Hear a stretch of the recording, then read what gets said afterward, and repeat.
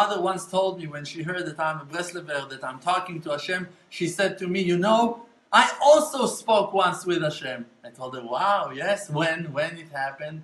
She said, when I was 14, when she was 14 years old, and her father, my grandfather, passed away, so I went out from my house to the backyard, and I screamed to Hashem, you took my father! I will never gonna speak to you ever again! That was her one conversation with Hashem. When she was 21, just for you to know, she lost her first husband. He was a pilot in Tzahal, in the IDF, and he been killed. The Egyptians shot his airplane, and he left her a widow with 2 orphans, 2 babies, one 3 years old, and one 1.5 years. And that's how she started her life. Okay, so now you're going to judge her on not believing in Hashem? Come on, are you crazy? How can you judge a person that don't believe in Hashem? The reason that people don't believe in Hashem, that people cannot recognize the Creator, is only because that He Himself, that loving Creator, is hiding His face from them.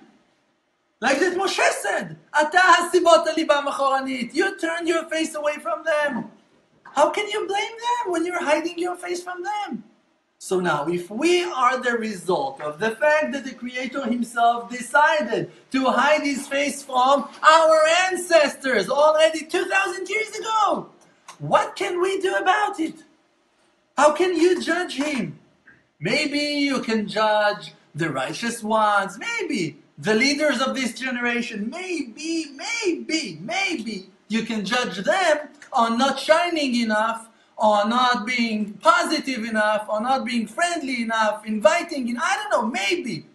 Probably they also have the reasons to be afraid and to be so charedim and terrified and closing themselves. They also grew up in the exile. They were also trying to protect their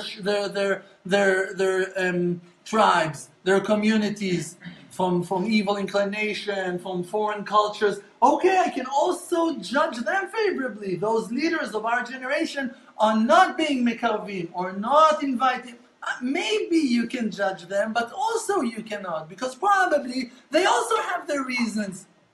So now, what can you do with a person that doesn't have no understanding, doesn't have no will, doesn't have no understanding and senses, doesn't have no emotions to the Torah? How can you judge him? You cannot. So what can you do? First of all, understanding. But like that we said before, you as a person with a kingship, a leader, a father in the house, a mother in the house, someone with power, with authority, okay, great. You have that obligation to go and spread the truth, your understanding, your wisdom, your charm, the light that you received from heaven, to your beloved ones, to your followers, to your circles, to the ones that are close to you. But you as an individual, someone that doesn't have no power, just a random person in the street, that feels so far and neglected, you have only one thing that you are obligated to do, is to try to find yourself. Is to try to find your own connection to the Creator, and based on that, you can start building something. It's just a temporary world that in this world, in this period of time, we have a mission. What's the mission? The mission is only not to forget the Creator, to remember that it's all He, never to fall in the trap of all of those coverings, of all of those husks.